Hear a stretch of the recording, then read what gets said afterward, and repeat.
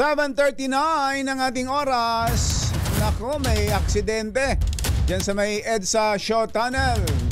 Ay asahan na ang epekto niyan sa traffic. Ando ng ating RH52 Edniel Parosa. Come in, Edniel! Come in!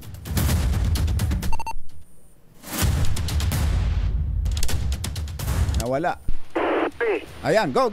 Jerry, mabagal ang daloy ng traffic dito sa EDSA southbound sakop ng lungsod ng San Juan hanggang doon sa Mandaluyong area.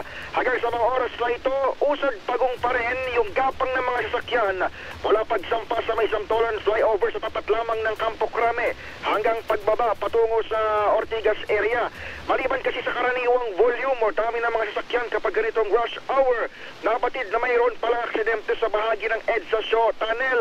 Ayon sa MMDA Metro Base, naganap itong isang road crash sa nabanggit na bahagi ng EDSA kani-kanina lamang 6:41 ng umaga. Sangkot dito, dalawang sedan at dalawang motorsiklo at nakaapekto sa isang lane ng EDSA. Sa tindi ng traffic, pati mga bus na EDSA carousel, bumabagal ng bahagyang takbo pagdating sa paanan ng Ortigas flyover dahil sa dami ng mga pribadong kotseng bumabara paakyat ng tulay. Nakikita natin, Jerry, hindi lamang bus yung mga nabubulabog, pati yung mga motorcycle riders. At kanina may private sasakyan dumadaan na sa busway kapag wala barrier. Ito'y para mag-overtake at makaiwas nga dito sa heavy traffic na nararanasan sa mga oras na ito.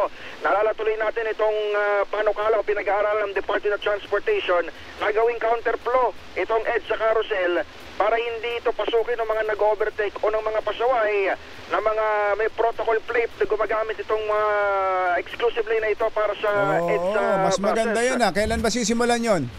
Wala pang binabanggit, Jerry, pero nasa table yan at pinag-uusapan niya ng Transportation Madali Department. lang naman yan. Pag nag-decide sila ngayon, pwedeng bukas sa kagad. Simulan yun Mahirap pa bang DOTR naman ng DOTR naman ng in charge. Kailangan pa bang i-memorize yan?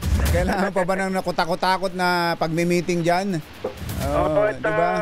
Bagitin ko na rin, Jerry, sapagkat ito yung mga classic example. Ano ka mo, Edniel? Ito yung classic example na kapag rush hour o may aksidente ay nagagamit yung EDSA carousel para magpasaway yung ating mga motorista. Kapag ganitong kinounterflow nila, maiiwasan talaga yung mga ganitong klaseng pagpapasaway. At hindi lamang yon, tinitingnan natin itong EDSA carousel, wala talaga itong mga tauhan masyado ng MMDA traffic dahil yung kanilang mga tauhan ay nakadeploy daw doon sa mga kailangan ng alternative o ng rerouting gaya ng mga ginagawang mga flyover. Mula June 30 kasi fully saik na ng DOTR ang tumatao sa bahaging ito ng EDSA. So ulitin natin, Edniel, saan yung mismong lugar ng aksidente?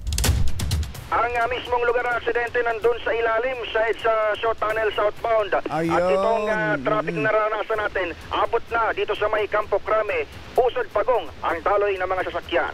Live pa rin mula rito sa kahaba ng EDSA, ito si Edniel Parosa, nag-uulat para sa DZRH.